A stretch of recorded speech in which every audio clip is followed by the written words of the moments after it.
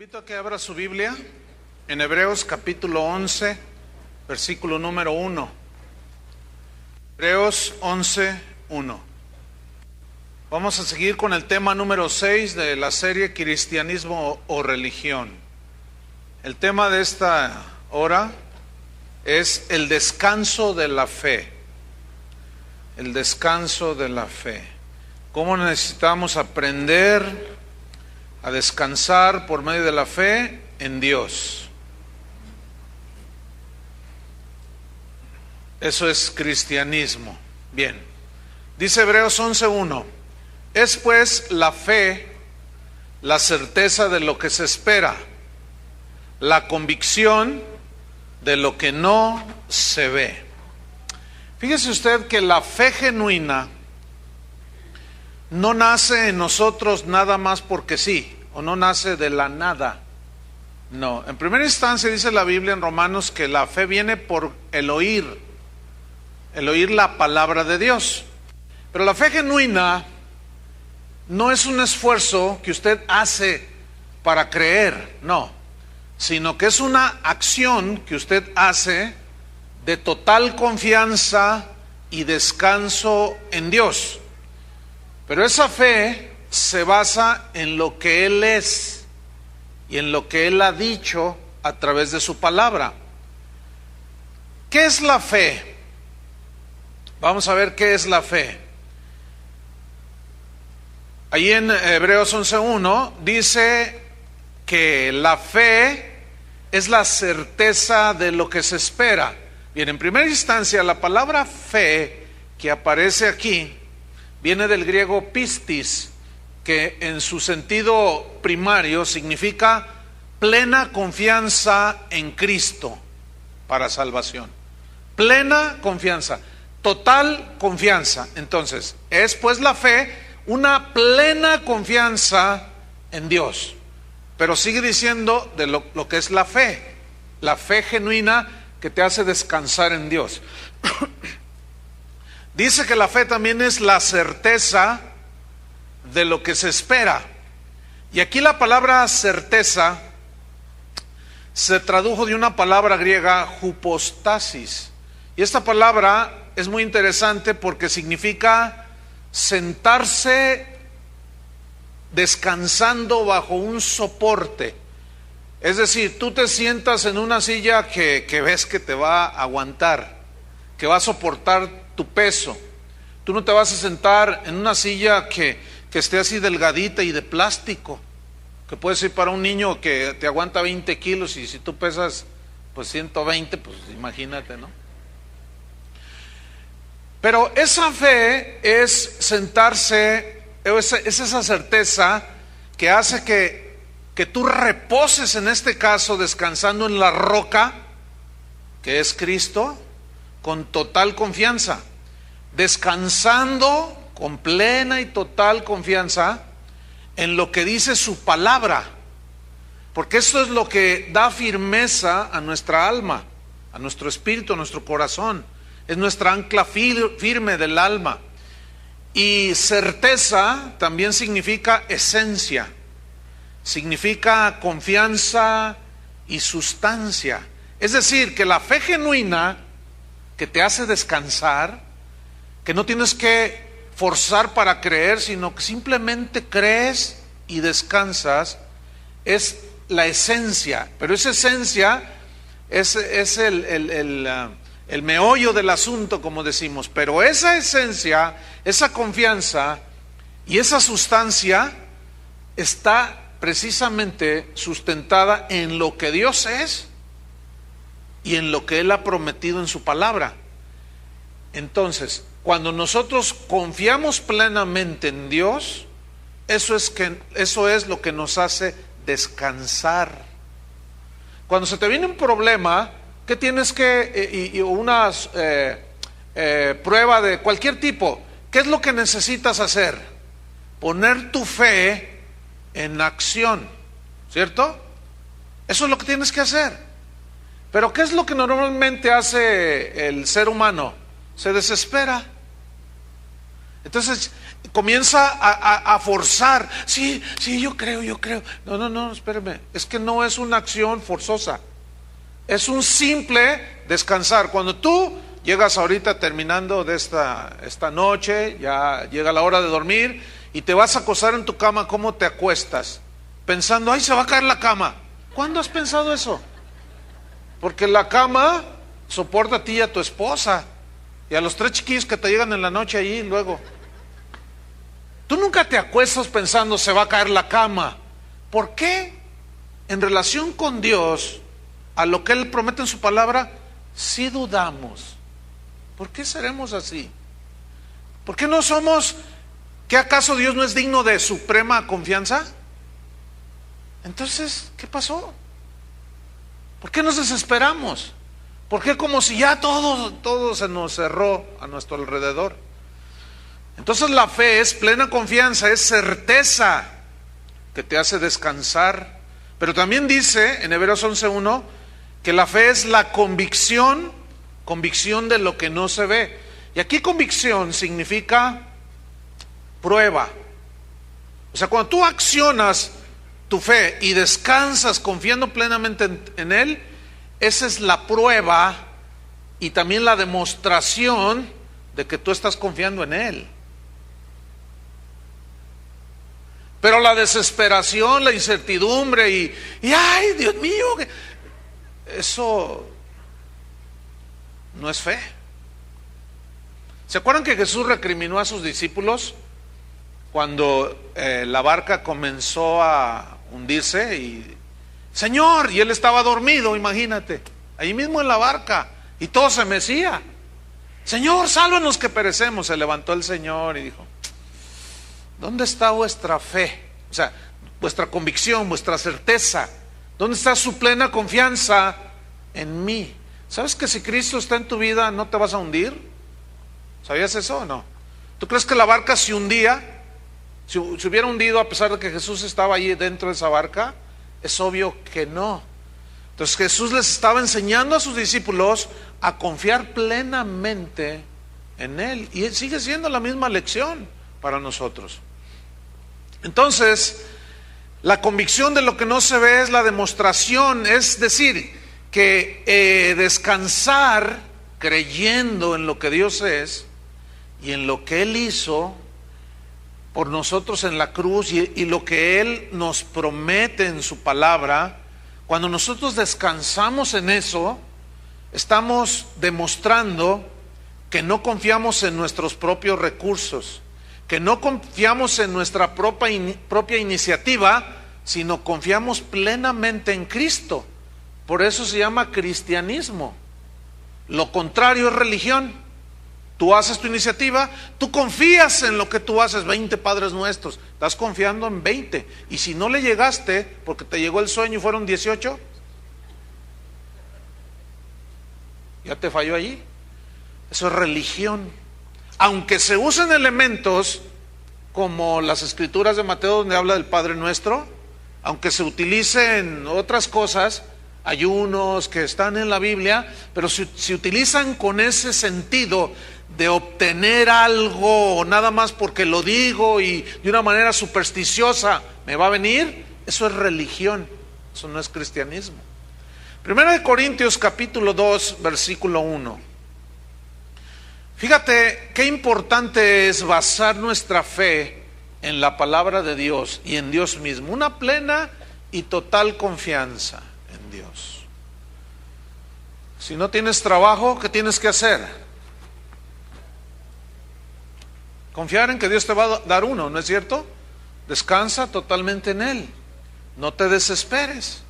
Él no permitirá que sus hijos mueran de hambre, así, de esa manera. 1 Corintios 2:1 dice, ve la importancia de la palabra de Dios. Así que, o fundamentar nuestra fe en la palabra. Así que, hermanos, dice Pablo, cuando fui a vosotros para anunciaros el testimonio de Dios, o sea, el Evangelio, no fui con excelencia de palabras o de sabiduría, no, pues me propuse no saber entre vosotros cosa alguna, sino a Jesucristo y a este crucificado. Y estuve entre vosotros con debilidad y mucho temor y temblor. O sea, Pablo está reconociendo que esa debilidad, que no estaba confiando en él mismo. Fíjate el versículo 4. Y, ¿me puedes subir un poco al monitor? Dice, y ni mi palabra, ni mi predicación fue con palabras persuasivas de humana sabiduría. Es decir, mi mensaje, dice Pablo, no fue con discursos artificiosos. Eso significa palabras persuasivas. O sea, argumentos de la mente humana, y no argumentando la fe en Dios a través de la misma palabra de Dios. Dice Pablo, no, yo no fui de esa manera con ustedes. Además de que los corintios eran griegos, y ellos estaban acostumbrados a escuchar a sus tremendos filósofos. Entonces Pablo dice, no, yo sé que el evangelio es más poderoso que la palabra sabia de los hombres. Entonces yo no fui a ustedes predicándoles ni hablándoles de otra cosa más que de Cristo, el mensaje del evangelio. Yo no usé palabras persuasivas, razonamientos capciosos, inteligentes, humanamente hablando, discursos artificiosos, no, sino cómo llegó y les habló. Fíjate cómo dice ahí, sino, o sea, yo les hablé con demostración del Espíritu y de poder. Ahora, aquí la palabra demostración del Espíritu y de poder generalmente se interpretan como haciendo milagros y todo ese, pero fíjese que no, en este caso no fue así, porque la palabra aquí demostración viene de una palabra griega, apodeisis, y esta palabra significa, escúcheme bien, demostración poderosa con argumentación de la palabra de Dios. O sea, los argumentos humanos que rigen las mentes de la gente que no conoce a Dios tenían que ser derribados con argumentos que son los pensamientos de Dios, ¿sí? Argumentos que son capaces de transformar las vidas de las personas, demostración de poder. La única manera que nosotros debemos argumentar cuando le hablamos a alguien de la palabra de Dios, de Jesucristo, es el evangelio mismo, la palabra de Dios. Porque si ellos lo que escuchan y no está en la palabra, basan su fe en eso, no es una fe, no va a tener una fe bíblica, una fe eficaz. Por eso Pablo decía, yo por eso no fui hablándoles de esa manera. Yo tuve que hablarles con argumentos basados en la palabra de Dios. Versículo 5, aquí está, mira. Para que vuestra fe o su confianza en Dios no esté fundada o apoyada en la sabiduría de los hombres. Usted escucha un motivador como Alex Day y todo ese tipo de gente que anda ahí motivando lo que usted sea exitoso y todo ese rollo, que desgraciadamente eso se ha metido a la iglesia. Bien, usted puede escuchar y palabras sabias. Dice, ay, mira, si es cierto lo que está diciendo. Pero escúcheme, esas palabras de hombres, esos discursos persuasivos, no tienen poder para salvarlo del infierno. No tienen poder para transformar su vida. Y si usted basa su fe, mira lo que dijo Alex Day, lo que dijo fulano de tal, el predicador sultano de tal, que habla y habla y habla y no habla la palabra de Dios. Entonces, usted está fundamentando su fe en la sabiduría de los hombres. Pero Pablo decía, no, yo tengo que hablarles de esta manera, hablándoles la palabra de Dios, para que vuestra fe no esté fundamentada en la sabiduría de los hombres, sino ¿en dónde? En el poder de Dios. Ahora, aquí la palabra poder de Dios es la palabra dunamis, de donde se traduce la palabra dinamita. Y tiene distintos significados esta palabra, dunamis o poder. Se refiere a poder milagroso efectivamente, pero en este caso, como el contexto es de argumentación con la palabra de Dios, otro de los significados que se aplica en este contexto es la palabra eficacia. Digan todos eficacia.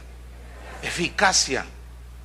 Entonces, yo quiero que basen su fe en la eficacia que tiene la palabra de Dios, que es la única capaz de transformar y de darte una certeza y una seguridad para que tú enfrentes las situaciones que se van presentando en la vida. Eficacia. Fíjate, la Biblia en Hebreos 4:12 dice así. Dice, porque la palabra de Dios, Hebreos 4:12, es viva, viva. ¿Por qué viva? Porque contiene la vida de Dios, el zoe de Dios. Y el cristiano se alimenta, como es una rama injertada junto a la vid, que se alimenta de la savia, que es la palabra de Dios. Entonces la palabra de Dios es viva y es la que nos da vida constante y permanente. Pero luego añade otra palabra, eficaz. Y aquí la palabra eficaz se traduce de un vocablo griego energés, de donde se deriva energía. Entonces, ¿qué significa esto? Lo siguiente, que la palabra de Dios tiene el poder y la energía, solamente la palabra de Dios, para conseguir y darnos resultados eternos. Dice, la palabra de Dios es viva y eficaz. Es tan viva y tan eficaz, tiene tanto poder la palabra de Dios, que dice que es más cortante que toda espada de dos filos, que era muy aguda, que al penetrar se iba como mantequilla, ¿verdad? Y precisamente esa es la idea de simbolizarla como una espada de dos filos. Porque esta palabra viva y eficaz penetra profundo. Y dice aquí, hasta partir el alma, significa dividir el alma y el espíritu. O sea, las cosas del alma y las cosas del espíritu las divide perfectamente. Y tú te das cuenta cuál es la verdad de Dios, aunque no nos guste oírla. Esa es la eficacia de la palabra de Dios, que tiene ese poder para penetrar, dividir las cosas, divide perfectamente los pensamientos, las intenciones, dice, divide las coyunturas, los tuétanos, o sea, hasta lo más profundo del ser humano, y discierne, o sea, saca en evidencia, eso significa los pensamientos y las intenciones del corazón. Precisamente por eso es que es necesario que los cristianos prediquemos la palabra de Dios. Cada tema que se toque, que esté en la palabra de Dios, tiene ese poder. Si tú, por ejemplo, piensas que te puedes divorciar por cualquier cosa y cuando escuchas la palabra de Dios te confronta y te dice que no es verdad, allí ya tus pensamientos los sacó en evidencia. Y es allí cuando a muchos no les gusta escuchar la verdad. Por eso muchos predicadores diluyen las verdades del evangelio para quedar bien con sus oyentes, porque les gusta ser aplaudidos, les gusta ser felicitados, les gusta que les estrechen la mano o que les pidan un autógrafo, y no son capaces de hablar la palabra de Dios. Entonces la diluyen toda, y todo eso que sueltan, la gente cree que es palabra de Dios y ponen su fe en la sabiduría de los hombres y no en la palabra de Dios, que es el poder de Dios. Fíjese lo que dice Romanos 1:16. Hoy parece que este versículo tiene poco o casi nada que ver con un número enorme de predicadores en la actualidad. Romanos 1:16 dice así: porque no me avergüenzo del evangelio. Fíjate, no me avergüenzo del evangelio. ¿Cuántos se avergüenzan del evangelio? Fíjate, es muy común, sobre todo a los principios de tu vida cristiana, te conviertes a Cristo, pero no tienes muchos argumentos, no conoces mucho. Entonces alguien te dice, oye, que tú te hiciste cristiano, y lo primero que sientes es temor de decir que sí o no. En muchas ocasiones, no todos, pero en muchas ocasiones, oye, que tú vas allí a esa tal casa de oración y te avergüenzas. Y dices, no, yo no, me llevaron a fuerza. No, pasaba por casualidad y me metí aquí. Ahora, pero en realidad aquí lo que se refiere es a la predicación, a la proclamación del Evangelio. O sea, Pablo decía, yo, dice, no me avergüenzo de predicar la palabra de Dios, que aunque les guste o no les guste, es lo que la gente necesita oír. Yo no me avergüenzo de predicar las verdades de Dios, porque si yo predico la verdad de Dios, la gente va a basar su fe en lo que Dios ha dicho. Y aunque le duela y le requete duela, si se humilla, la cree, se arrepiente, esa palabra es poderosa para hacerlo nacer de nuevo y hacerlo un hijo de Dios. Entonces decía, yo no me avergüenzo del Evangelio, porque es poder de Dios. ¿Para qué?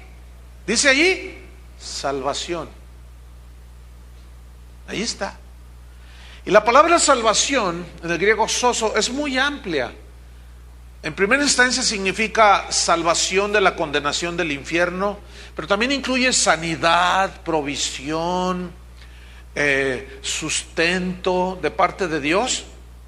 Entonces, es la palabra que necesita ser proclamada y usted escucharla, basar su fe en esa palabra que tiene allí en la Biblia y no avergonzarse, porque esa es eficaz para todos. Dice, para salvación a todo aquel que cree, al judío primeramente y también al griego, es decir, sin distinción de cultura, raza ni de religión siquiera. ¿Se acuerdan de Zaqueo? Este era un cobrador de impuestos. Él había oído hablar de Jesús. Algo pasó en su corazón cuando empezó a oír de Jesús y lo que Jesús hablaba. Entonces dice la escritura ahí en Lucas 19, si usted la va buscando, dice que Zaqueo era pequeño de estatura y escuchó que Jesús iba a pasar cerca de su casa.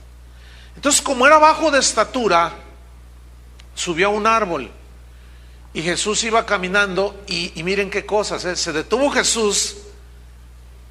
Imagínense la escena, ¿no? Todos lo van siguiendo y él va al frente. Se detiene debajo de un sicómoro, que era un árbol sumamente frondoso. Se detiene y los demás así como, ¿y ahora el Señor por qué se detiene? Se detiene y lo que hace es elevar su rostro y dirigirse a Zaqueo. Estaba chiquito, pero mira, por más chiquito que esté, el Señor te ve. Y le dijo, Zaqueo, desciende de ahí porque voy a ir a posar a tu casa. Fíjate, todo lo que él había oído hablar de Jesús, había oído lo que Jesús hablaba, y esa palabra produjo en él fe, una acción, una fe que la puso en acción, y por eso hizo el hecho de subirse al árbol, estaba dando la demostración que algo se estaba fundamentando en su interior. Y como prueba de que él estaba siendo influenciado y tocado o confrontado por la palabra de Dios, se subió al árbol. Y Jesús conoce todas las intenciones del corazón. Y fíjate lo que dice en Lucas 19:8. Bueno, Jesús llega a su casa, Zaqueo lo recibe. Entonces Zaqueo dice, puesto en pie, dijo al Señor, he aquí, Señor, la mitad de mis bienes doy a los pobres. Y si en algo he defraudado a alguno, se lo devuelvo cuadruplicado. Aquí hay algo bien interesante. Jesús nunca le pidió que hiciera eso, ¿verdad que no?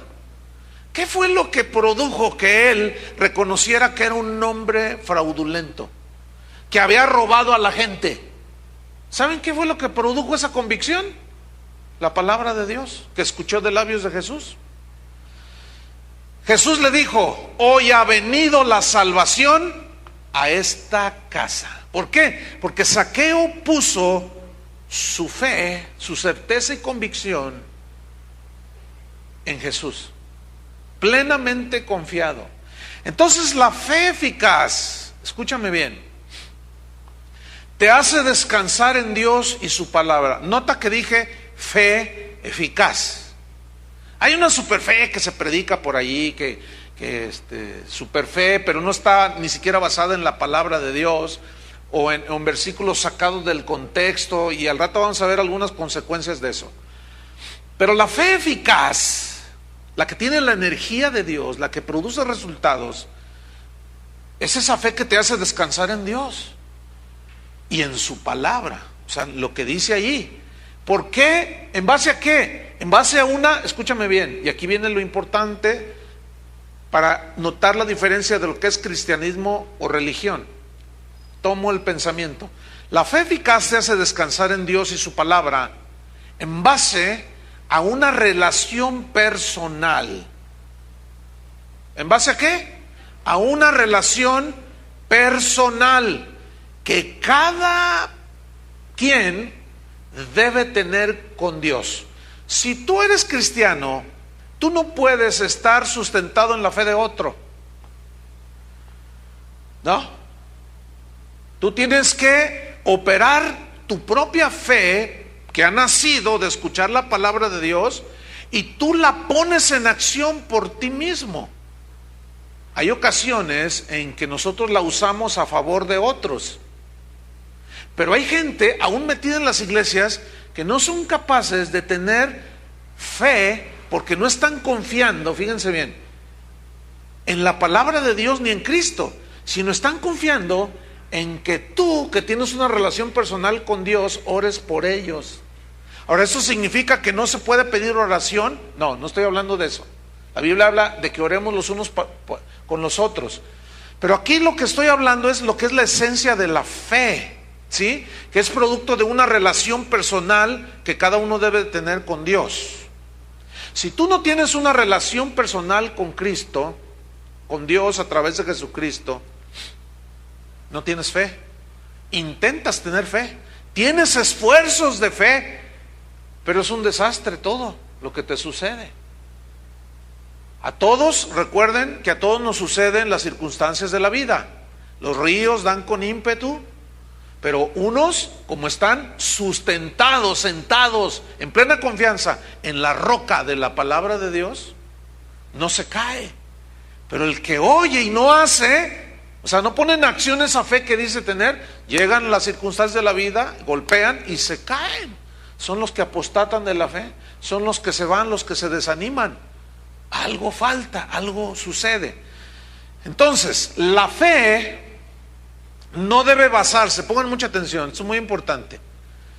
La fe no debe basarse en lo que Dios ha hecho en otros cristianos.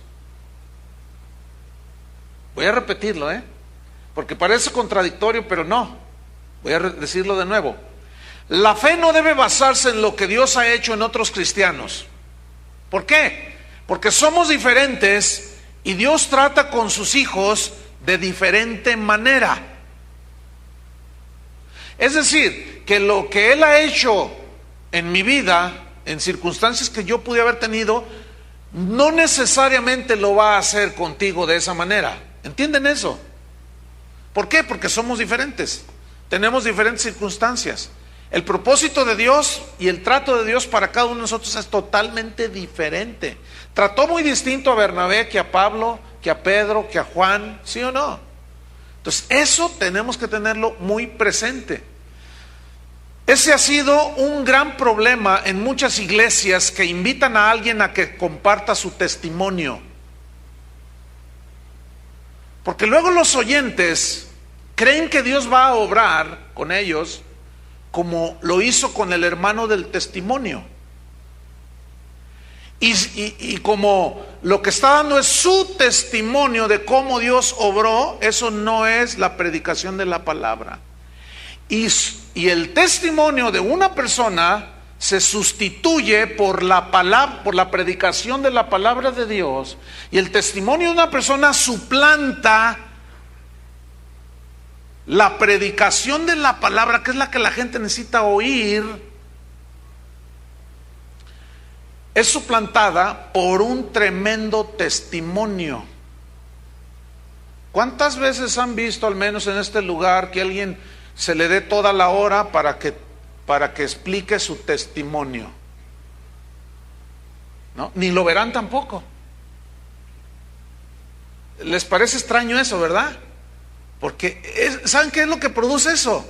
Religión. Porque, por ejemplo, si yo fui un matón, narcotraficante, quién sabe cuántas cosas, entonces Dios trató conmigo y les estoy contando, yo maté a 4 y no sé cuánto, y trafiqué toda la droga a Estados Unidos, y luego me explotó una granada y quién sabe cuánto, y me desfiguró el rostro, pero luego el Señor milagrosamente usó a los médicos, y empiezo a dar mi testimonio y todo. ¡Ay, qué tremendo, poderoso! Entonces tú estás pensando que Dios está obligado a obrar contigo de la misma manera que el que está dando el testimonio. Una vez oí un testimonio, miren, esto sucedió ya en el norte del país. Una señora, y yo esto ahorita viene a mi mente, lo he contado en otras ocasiones. Una señora subió a testificar, porque hay iglesias donde, bueno, llegó la hora de los testimonios. Bueno, está bien, pero estos no deben suplantar la predicación del evangelio. Y en ese caso subió una señora y dijo: hermanos, dice, estuve creyendo y esperando por el bautismo del Espíritu Santo como 10 años y Dios no me bautizaba. Pero ¿qué creen? Dice, el sábado antepasado, o qué sé yo, dice, estaba yo en mi casa, eran las 8 de la mañana. Mi esposo me dijo: hazme un desayuno, quiero huevos fritos con un poco de tocino. Entonces yo tomé la cacerola y puse aceite, y mientras los cocinaba, que me llena del Espíritu el Señor. Entonces, hermanas, les comparto esto para que ustedes mañana a las 8 de la mañana. Yo dije: no puede ser. El problema es que estaba el pastor, amén, amén, decía el pastor, y la gente, amén, amén. No, hermanos, eso es fundamentar tu fe en el testimonio de otro, y eso es clasiquísimo en las iglesias cristianas, y es un grave error.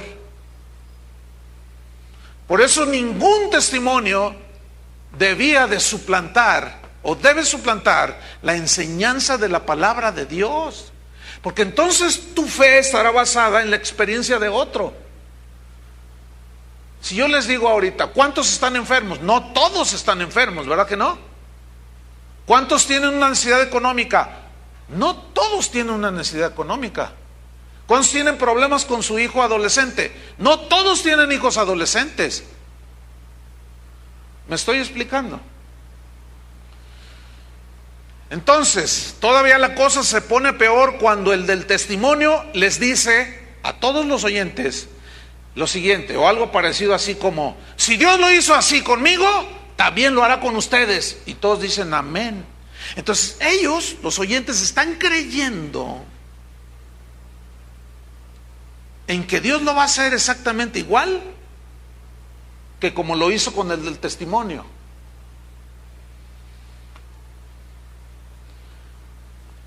Enséñeme un solo ejemplo en la Biblia en el cual Jesús hizo exactamente lo mismo con 2 personas. Todos los casos fueron totalmente distintos. ¿Sí o no? ¿Por qué nosotros queremos meter a Dios en una cajita? Por eso, si yo tengo una experiencia de que me fui al tercer cielo y que no sé qué, y que allá escuché, y entonces yo me paro aquí o en una convención de pastores y les digo: hermanos, todos tienen que irse al tercer cielo. Hoy anda una onda ya que viene de los Estados Unidos hacia acá, una onda, porque no está fundamentada en la palabra de Dios, y es el hecho de que por ahí alguien asegura que habló cara a cara, así cara a cara, que entró Jesús así en cuerpo y alma y todo, así cara a cara, y habló con él. Le dijo: yo soy Jesús, y le enseñó las llagas en sus manos y en su costado. Entonces él pues estaba contando su testimonio, pero él estaba asegurando que si tú crees y buscas su presencia visible en tu cuarto, tú lo vas a poder ver. Y todos los hermanos, amén. Y lloran los hermanos. Lloran. Ahora, ¿tú crees que Dios se les va a aparecer a todos? Yo no niego que Dios se puede revelar como se reveló a San Pablo. Pero normalmente no es así que Él opera. Es lo menos que Él hace. ¿Por qué? Porque entonces la persona va a creer porque vio. Entonces ya no sería una fe sustentada precisamente en lo que Él ha dicho. ¿Se acuerdan de Tomás? Tú creíste porque me viste a mí. ¿Qué si no me hubieras visto? ¿No hubieras creído? Entonces ya viene esa onda por ahí, ¿eh? Y ya están asegurando muchos por ahí, gente despistada en la palabra de Dios, basando su fe, porque puedes entrar en un trance, ¿eh? Y es tanto el deseo de tener una experiencia así, que se te puede aparecer otra cosa que parezca de Dios. Ya ven la gente cómo es, y dice, ay, mira, le está saliendo sangre a la imagen del Cristo crucificado, y está sangrando. Y se ven ahí los reporteros y dicen, sí, sale una gota y todos, ¡ah! Fíjense, porque la gente quiere ver esas cosas. Entonces ya se está basando la fe en cosas que vemos, y lo que es peor, en lo que Jesús o Dios hizo en la vida de otros. Eso solo produce religión, no produce cristianismo. Y es cuando los creyentes caen en prácticas, en ritos, en ceremonias, y luego viene la frustración cuando no llegan los resultados que esperaban. Nunca se me olvida de un pastor que yo conocí hace muchos años que decía, ¿sabes qué, Chuy? Yo tengo una convicción que un día Jesús va a entrar a mi cuarto.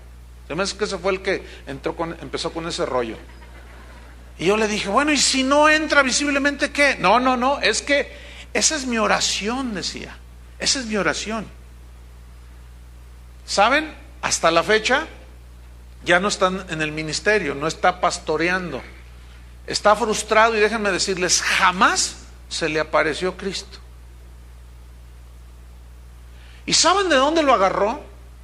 De un maestro de las Escrituras, respetable, en este caso, que evidentemente o efectivamente él estaba en una situación muy difícil de enfermedad, y Cristo entró a su cuarto y lo vio. Y dice que lo tocó y se sanó completamente. Este hermano tuvo la precaución de dar su testimonio breve, pero siempre enfatizando la palabra de Dios, que eso es lo correcto.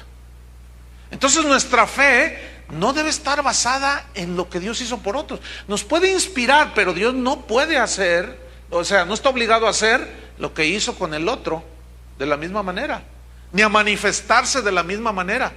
Por eso si alguien estuvo un día en la presencia de Dios y era fuerte la presencia de Dios, tan convincente y aterradora, qué sé yo, cómo llamarle, de pronto cayó al suelo y fue una experiencia espiritual.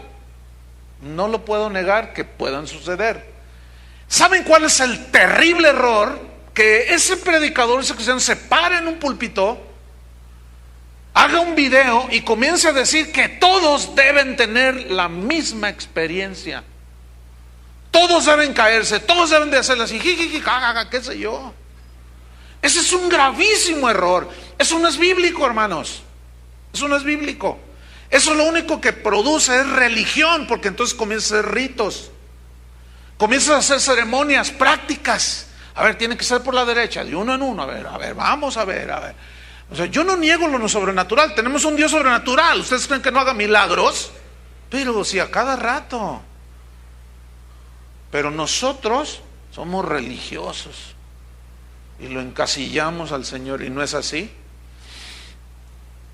La fe eficaz es la que descansa en la palabra, escúchame, específica, que Dios te da a ti en tu situación particular y en tu situación y circunstancia particular. Es decir, que tú, por eso se necesita la relación personal con Dios. que tú, o mejor dicho, que tu fe debe descansar en la revelación de Dios que Dios te da a ti acerca de tu situación. No sé si me explico. Mira, vamos a ver Colosenses 1:9 para abundar un poco. Voy a repetir. La fe eficaz es la que descansa en la palabra específica que Dios te da a ti en tu situación. Por ejemplo, voy a reiterar, todos los que estamos aquí en este auditorio, en este momento preciso, tenemos diferentes circunstancias. ¿Están conscientes de eso, verdad? Por pura lógica elemental nos damos cuenta de eso, ¿no? Ok, entonces, yo necesito fe para sobrellevar esa prueba, esa tentación, esa necesidad, para creer que voy a recibir, qué sé yo. Pero Dios me va a dar una palabra específica en la cual, como es viva para mí por mi situación, yo la voy a creer y eso me va a hacer descansar en la palabra que Dios me está dando para mí. Una particularidad entre muchas y cualidades que tiene la palabra de Dios es que, por ejemplo, yo estoy hablando de esto y yo he dicho ciertas cosas de la palabra y basado en la palabra, pero muchos de ustedes están recibiendo una palabra de Dios que yo ni siquiera, Chuyo Olivar, ni siquiera he mencionado. ¿Cuántos les está pasando eso ahorita? O sea, que Dios les está mostrando. Ay, entonces, y el Señor te está diciendo, efectivamente, esto es para ti. Cosas que yo ni siquiera he mencionado, y ya el Espíritu Santo toma esa palabra y comienza a repartirla a cada uno según su necesidad. Por eso es que tu fe no debe estar basada en la fe de otros, o soportarte en la fe de otros, o esperar que Dios va a obrar como lo hace con otros. No, Colosenses 1:9. Aquí está muy importante, dice: por lo cual también nosotros, desde el día que lo oímos, no cesamos de orar por vosotros y de pedir que seáis llenos del conocimiento de su voluntad. ¿Tú sabes cuál es la voluntad de Dios para tu vida? Algunos dicen sí, otros se quedan así como asustados. Otros dicen no.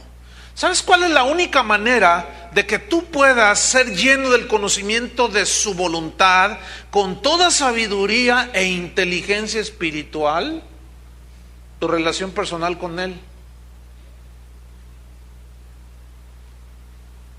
El estudio de la palabra, la oración. Si tú no tienes relación personal con Él, no vas a saber cuál es su voluntad. Entonces, ¿dónde vas a basar tu fe? Hay gente que me escribe correos y me dice: pastor, ando muy mal. Al menos son sinceros.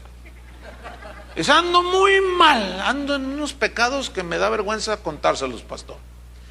Dice: ¿qué consejo me da? Mire, no tengo relación con Dios, deme un consejo. Imagínate que me agarre dando consejos al sin ton y son. Mira, entran muchos correos electrónicos por razón de la página, pero no todos los contesto como la gente quiere que les conteste. Ya me han agarrado tipo Walter Mercado como que me consultan. Fíjate, dice: ando mal con Dios, traigo unos pecados horribles, no tengo comunión con Dios, pero dígame, ¿cómo puedo encontrar la voluntad de Dios? Y tú dices, una vez estaba yo y lo dije: ay, Dios mío. Estaba uno de mis hijos por allí, ¿no? Mi hija. Y me dice: ¿qué pasó, papá? Y le digo: es que mira la pregunta, hija. Entonces ya se la digo y dice: le digo: ¿verdad que está hasta con un alto nivel de ingenuidad, de ignorancia? Y luego me dice mi hija: pero no te desesperes, papá. Dice: porque la gente sí está esperando que le digas algo, pues simplemente diles lo que. Bueno, sí, tienes razón. Entonces lo que le contesté a esta persona es: arrepiéntete de tus pecados. Eso no estaba esperando que yo le contestara, ¿verdad que no? ¿Cómo es la manera de que tienes comunión con Dios? ¿Ya naciste de nuevo? Le dije. Si no has nacido de nuevo, escucha toda esta serie que es del tema. 16 temas. Después me hablas o me escribes. No, es que somos buenísimos para la religión. Otros escriben y dicen, ay pastor, pues yo no leo la Biblia porque pues ni la entiendo, pero yo quiero que usted me discipule. ¿Yo? ¿Y luego tu pastor qué hace? No, pues dice que no tiene tiempo. Pues no diezmes. ¿O no?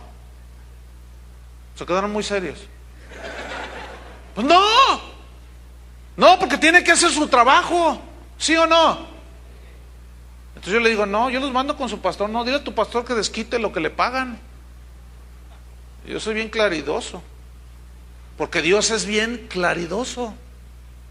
La verdad no nos gusta escucharla, pero esa es la verdad de la palabra, y es la única que nos hace reaccionar, aunque algunos se salen a la mitad de la enseñanza, no les gusta.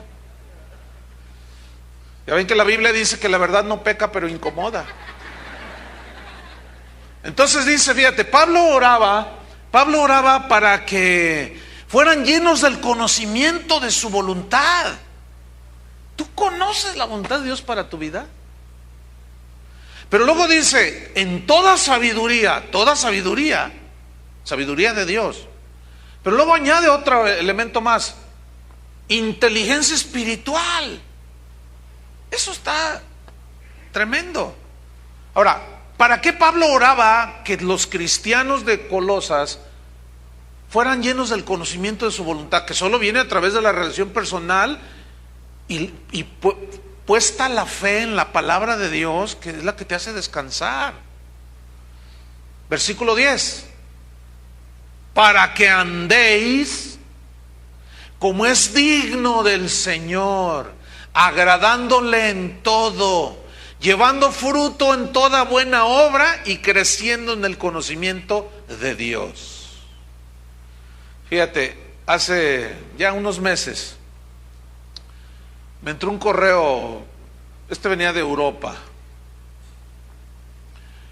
y decía, pastor, pues yo tengo 33 años de edad y me voy a casar. Mi esposa tiene 32 años, decía ahí, o la que va a ser mi esposa. Dice, pero de toda la familia, nada más mi papá, mi mamá, el papá de ella y la mamá de ella, y ella y yo somos cristianos. Ni tíos, ni primos, ni nada. Dice, entonces, no sé qué hacer en nuestra boda. Si les contrato un conjunto para que bailen y les traigo unas botellas de vino italiano. Bueno, ya dije dónde era, no quería decir. Porque pues ellos no son cristianos y pues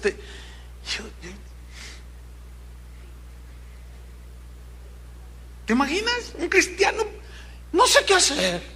Doctora Corazón, dígame por favor. Ay, me desespera. Sí me desespera. Yo le soy sincero, me desespera tal ignorancia. Me desespera tanta falta del conocimiento, mira, básico.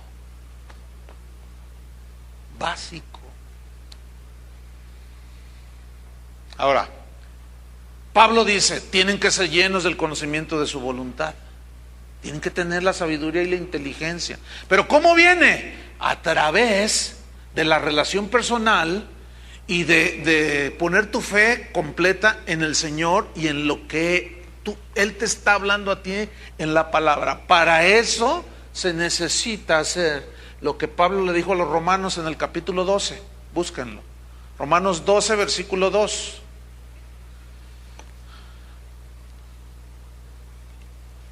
Yo sé que algunos dirán, y yo lo reconozco, ay, pues no debe desesperarse. No, está bien, estoy mal yo por desesperarme. Pero ese no es el meollo del asunto aquí, ese no es el centro del punto, de que si me desespero yo o no, sino si lo que estoy diciendo es verdad o no. Usted me puede decir, ay, mira, el pastor se desespera. Sí, me desespero, pero eso no es el punto. pero vamos allá a Romanos 12:2. Fíjate lo que dice, ¿eh? Ahora, si estos cristianos no leen la palabra, no estudian la palabra, por eso hacen ese tipo de preguntas. A veces yo les digo, ¿cuánto tienes de cristiano? A veces me dicen, 2 meses. Ah, bueno, entonces tú ya le bajas un poquito, ¿no? Ah, bueno, pues está recién nacido, está el chupón ahí, el chupete, el vivir allí, ¿no? Pero cuando me dicen, tengo 20 años, y todavía te lo dicen así con orgullo, yo tengo 20 años en el Señor. Ay, 20 años y no has crecido. Fíjate lo que dice Romanos 12:2. No os conforméis a este siglo. Aquí siglo significa mundo, a la clase de vida del mundo, y conformarse es amoldarse en el griego. No te amoldes, no te hagas a ellos. No se amolden a este mundo, dice, sino transformaos por medio de la renovación de vuestro entendimiento.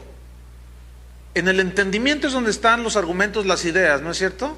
Los pensamientos. Tenemos que ser llenos de la palabra de Dios, que la palabra de Dios more en abundancia en nuestros corazones, para poder renovar nuestro entendimiento, fíjate bien, para que comprobéis, para que tengas la certeza, la convicción de cuál sea la buena voluntad de Dios, agradable y perfecta. Y ahí es donde está el punto central, hermanos. Si, al menos en esta congregación, si los que predicamos aquí no les predicamos la palabra de Dios, al menos cuando usted viene, entonces usted, ¿cómo va a renovar su entendimiento? ¿Cómo va a tener una base sólida de fe y convicción, certeza en lo que dice la palabra, si lo único que le decimos son frases célebres o frases motivacionales? ¿Cómo ustedes van a poder comprobar cuál es la buena voluntad de Dios, agradable y perfecta, si lo que les estoy diciendo es, hágale como yo le hago, exactamente así, y va a ver que Dios le va a obrar a su favor? Yo recité con fe 10 veces el Salmo 91. Hágalo, o la oración de Jabes, dígala todos los días con fe y convicción. Fíjate cómo usan palabras que están en la Biblia y te dicen medias verdades, pero lo único que están produciendo es religión. No están produciendo que la gente tenga hambre y que se alimente de la savia. Cada rama está pegada a la vid, ¿sí o no? Él es la vid y nosotros, ¿qué somos? Las ramas. Entonces, cuando tu fe descansa en la voluntad de Dios para ti, Él te da la confianza, o Él te la confirma, mejor dicho, esa voluntad con su palabra. Y es cuando se desvanece la inseguridad, porque Dios te habló. Tú estás convencido cuál es su voluntad. Y es cuando experimentas la fuerza de Dios, porque estás convencido que Dios te habló. Y cuando Dios te da esa palabra específica para ti, entonces tú puedes enfrentar cualquier situación y circunstancia que estés pasando, que te agobie o que te confronte o que estés ahí en esa necesidad o en esa situación. Tú vas a tener esa fe y esa convicción. Ahora, acuérdense, hay una historia. Vayan abriendo su Biblia en Daniel capítulo 3. Esta historia está del versículo 1 al 18. No vamos a leer toda la historia, pero las historias en la Biblia como esta están para infundirnos fe. Pero acuérdense, no necesariamente Dios obra igual con cada uno. El propósito es infundir fe de que Dios va a obrar de una manera específica. Por ejemplo, ¿se acuerdan que a Pablo lo salvó varias veces de la muerte? Una vez lo apedrearon, pero no se murió, ¿se acuerdan? Y Dios lo salvó. Pero no le pasó lo mismo a Esteban.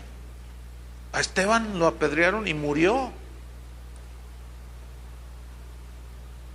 Todos los apóstoles, salvo Juan, murieron martirizados o murieron como mártires. Juan no, Juan murió de muerte natural, murió de ancianito. ¿Por qué? Porque Dios así quiso. No se nos olvide, nunca dejemos de tener presente la soberanía de Dios. Y es en base a esa soberanía que Él obra, porque Él conoce todo, también su omnisciencia, que Él conoce las circunstancias de todos y Él obra en su soberanía como Él quiere, de la manera que Él quiere. Y esta historia es tremenda porque el rey Nabucodonosor había dado una orden de que cuando sonara, había una estatua ahí tremenda que había mandado hacer, y dio una orden de que al sonar la música todos debían postrarse, y que suena la música. Pero había unos esclavos hebreos ahí, entre ellos Daniel, pero aquí eran 3, Sadrach, Mesach y Abednego. Y esos se quedaron de pie así y no se postraron. Y fueron y le dieron la noticia al rey, y el rey se enojó y dice: ¿cómo no? A ver, tráiganlos. ¿Por qué no se postraron? No, fíjate lo que dice en el versículo 17, porque dice: si ustedes no se postran, ustedes van a ser echados al horno de fuego, ardiendo. Y fíjate lo que contestaron estos hombres. Daniel 3:17.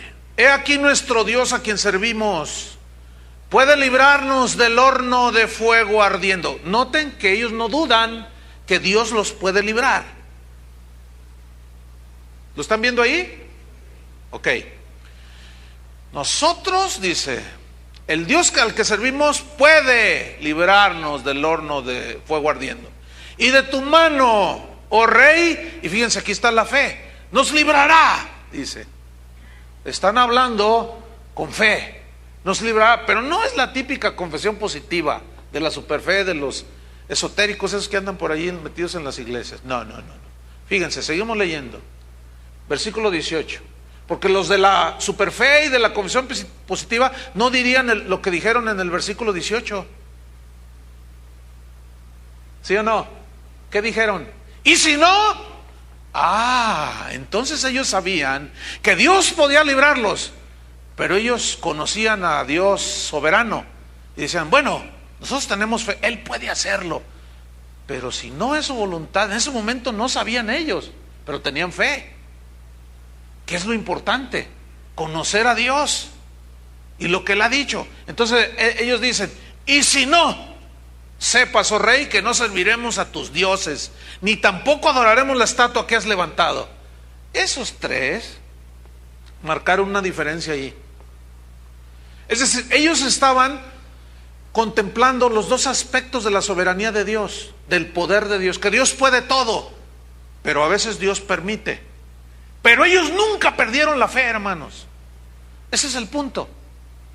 ¿Por qué? Porque ya en el Nuevo Testamento San Pablo nos revela que a los que aman a Dios, ¿qué? Todas las cosas nos ayudan para bien.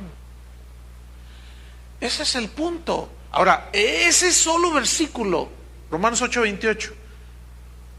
Y sabemos que a los que aman a Dios todas las cosas les ayudan para... Ese versículo, hermano, si tú pones tu fe, la sustancia, la certeza y convicción en ese versículo, es que vas a poder estar tan seguro y no vas a claudicar ni a traicionar el evangelio ni a Dios, te haga Dios lo que le pidas o no te lo haga, porque tu confianza es mucho más allá de las circunstancias terrenales. ¿Me expliqué o no? Y si no, de todas maneras no nos postramos. Tremendo ejemplo allí bíblico. Entonces, vámonos sobre el final. Mira, la fe eficaz te ayuda a descansar en Dios en cualquier circunstancia. La fe eficaz. Si estás enfermo, habrá una fe que Dios te infunda a través de su palabra. Si estás en situación conflictiva o diversas pruebas de todo colores y tipos y sabores, habrá una palabra específica que tú debes de descubrir. ¿Cómo? A través de tu comunión con Dios y del estudio de la palabra de Dios. Dios te va a dar una palabra. Por eso, y lo vuelvo a mostrar y a enseñar, si antes de empezar la reunión usted se acerca conmigo a decirme: pastor, ore por mí, yo no voy a orar por usted. ¿No? ¿Saben qué está pasando ahí? Ellos vinieron buscándome a mí. Ese es un error terrorífico. Entonces yo les digo, no, mira, yo no voy a orar por usted. Y me miran así como diciendo, para eso está. Y luego yo les echo una mirada así como diciéndole, ¿y a eso viniste? Buscándome a mí. Entonces yo lo que les digo es, mire, después de la reunión, acérquese conmigo. Si todavía necesita que ore por usted, oro, con mucho gusto. Y pasó hace 2 domingos. Una persona se me acercó y le dije, no, y me miró así como, y se sacó de onda. Y le dije, mire, usted nada más confíe en lo que le estoy diciendo. Pues no estaba muy convencida y así como que hizo media cara así, y dijo, me largo de aquí. No, así no dijo. Y vino y se sentó, y estaba allí con el marido. Entonces yo prediqué. Vino en toda la reunión, la alabanza, la adoración, todo ese asunto, la palabra, la exhortación, todo, en fin. Y al final, yo le hice una seña y me dice, ya está todo, dice. Ya me habló Dios, dice. Imagínese. Yo mismo necesito adorar a Dios.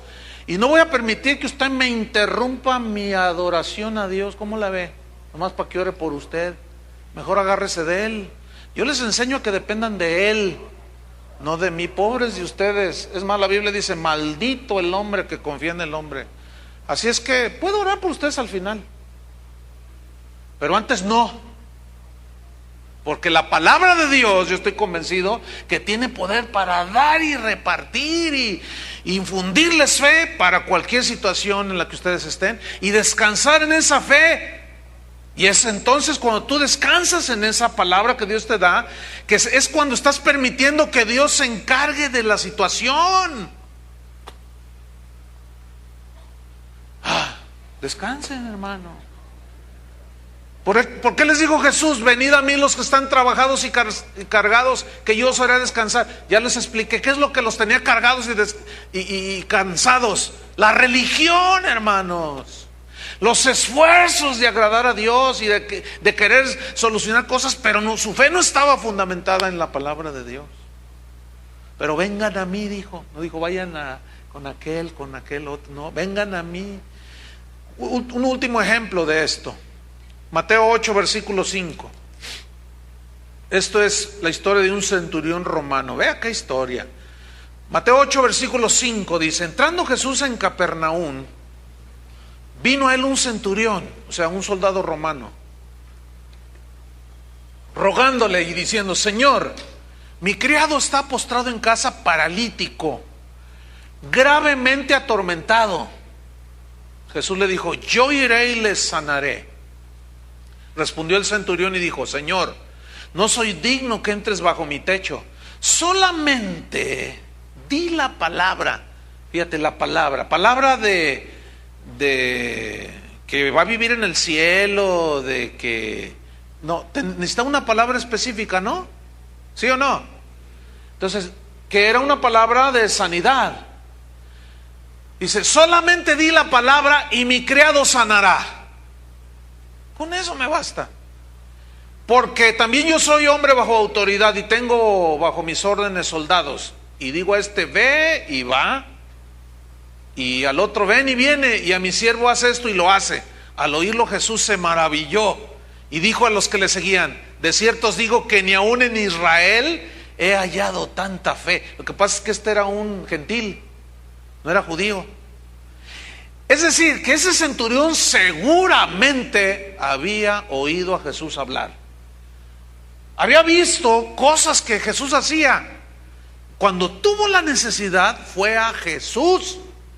Noten que no fue a Pedro, ni a Juan, ni a ninguno de sus ayudantes. Fue directo con Jesús. Dame una palabra, Señor. Con eso basta. Y Jesús lo mira y dice, ni en ninguna parte de Israel he hallado tanta fe como este hombre. O sea, para vergüenza de los que dicen que son hijos de Dios, o en ese caso el pueblo judío. Qué historia, ¿no? Terminamos. El cristianismo entonces no son fórmulas, hermanos. No son ceremonias ni ritos que tú haces para obtener algo de Dios. El verdadero cristianismo consiste en poner tu fe basado en la palabra. Pones tu fe en Jesucristo y descansas en Él. El religioso siempre está confiando en su propia sabiduría. El religioso siempre está confiando en sus actos religiosos. Pero el religioso siempre vive inseguro y ansioso y constantemente está trabajado y cargado. Siempre está así el religioso. Pero el verdadero cristiano vive en Cristo. Se alimenta de la vid que es Cristo. Y sabe que Dios es la fuente. Y que su palabra es el sustento de su fe. Por eso el cristianismo es la enseñanza de confiar plenamente en Cristo. Ese es el cristianismo, hermano. Yo no quiero vivir religión. Una vez me preguntaron, ¿y cómo le haces? Un pastor me preguntó, él empezaba en el ministerio y me dijo, oye, Chuy, ¿cómo le haces? Así me dijo, ¿cómo le haces para pastorear tantas ovejas? Le digo, no, pues yo descanso en el Señor. Le digo, si yo lo hiciera en mis fuerzas ya me hubiera muerto. Ya me hubiera dado un infarto. Ya estuviera todo, qué sé yo, bilioso y todo así, todo mal, todo artrítico ahí de cuánta cosa. Si yo tratara de hacerlo en mis fuerzas, hermanos, eso nadie lo puede hacer. ¿Me entienden? Entonces, ¿qué es lo que tengo que hacer? Señor, ¿qué hago? Dime. Y Él siempre me dice. 5 minutos antes de entrar a compartirles, me sentía mal físicamente. Tenía un dolor de cabeza, así que si el Señor me hubiera dicho, te doy la oportunidad de que vete a descansar, y le voy a decir a Chuy García que ahorita suba a predicar, yo me hubiera ido, pero sé que Dios no obra de esa manera, ¿entienden? Entonces, digo, Señor, pues estoy débil, estoy cansado, me duele, me siento mal. Pero hermanos, 20,000 veces me ha sucedido lo mismo. Si no confío en que me siento bien, no, yo estaba ahí y oré y le dije, Señor, yo confío en tu palabra, siempre me has ayudado y no va a ser la excepción, ayúdame. Entonces yo descanso, ¿entienden? Si no, olvídense. Bueno, en cuanto empecé a hablar, se fue el dolor de cabeza. ¿Qué es esto? Estamos aprendiendo a descansar en Él. Y cuando tú descansas en Él, obras en Él, porque estás en Cristo. Entonces comienzas a vivir cristianismo, no religión. Cierra tus ojos un momento. Porque no es difícil entender que todos tenemos situaciones que enfrentar, pruebas de fe. A lo mejor estás como en un horno de fuego, te está a punto de ser metido al horno de fuego. A lo mejor estás enfermo, a lo mejor, qué sé yo. Pero habla con Él. Ve con Él como Zaqueo. Ve con Él como el centurión. Dile, Señor, tan solo di una palabra. Basta. Dime una palabra. Y el centurión estaba totalmente convencido de que esa palabra que le iba a dar Jesús iba a ser efectiva. Y descansó en el Señor. Por eso dijo, Señor, di solamente la palabra y mi siervo sanará. Eso es todo. Entonces yo lo que quiero es impulsarte a que vayas a Él, a que te acerques a Él, a que confíes en Él, a que bases tu fe en Él. Y tú puedes orar como estos 3 que estaban ahí a punto de ser echados al horno de fuego. Señor, yo sé que tú puedes, pero y si todavía no quieres, está bien, yo aceptaré tu voluntad. Pero la fe, esa nunca se pierde, hermanos, porque está el otro lado de esa verdad. Sabemos que los que amamos a Dios, todas las cosas nos ayudan para bien. Y posiblemente es necesario pasar un poquito de fuego, diversas pruebas, para que sometida a prueba vuestra fe sea purificada sea hallada en alabanza. Entonces, fíjate, esto nos está llevando a desarrollar una relación personal con el Señor. Y cuando tú le hables a otro de Cristo, no le vas a hablar fórmulas, no le vas a hablar sabiduría humana para que su fe no la base en tu sabiduría o en tu experiencia, sino que la fe de estas personas que oyen sean basadas en el poder de Dios. Señor, te damos gracias por tu palabra. Engrandecemos tu nombre, Señor, porque solo tu nombre, al ser invocado, tiene poder para salvación. Tu palabra es la única que tiene poder para transformar, para producir verdadero arrepentimiento, gozo, paz. Por eso, Señor, al leer tu palabra, escuchar tu palabra, debemos creerla, debemos predicarla, para que la fe de los oyentes esté basada en tu palabra, en el poder de Dios. Y no debemos de avergonzarnos de esta palabra que es poderosa. A muchos no les va a gustar escuchar la verdad de Dios, pero eso no nos incumbe a nosotros. A nosotros nos interesa ser fieles en la proclamación del Evangelio, no con palabras persuasivas de humana sabiduría, sino con las palabras que da el Espíritu, palabra de Dios. Gracias, Señor, por repartir a cada uno según su necesidad. Como dijiste a aquellas personas en el Evangelio, todo se ha hecho conforme a tu fe. Esa fe basada en Él, en su palabra. Descansa, descansa. Yo sé que tienes problemas con tus hijos, en tu trabajo, pero no puedes hacer nada, solamente confía, descansa, eso es todo. Y es cuando, eso es a lo que Pablo se refería: cuando soy débil, entonces soy fuerte. Y tú vas a comenzar a experimentar precisamente esa fuerza sobrenatural que solo Dios da. Porque confiar plenamente en Él es darle honra a Él. Eso lo honra a Él. Gracias te damos, Señor, en el nombre de Cristo Jesús. Amén. Que Dios les bendiga a todos.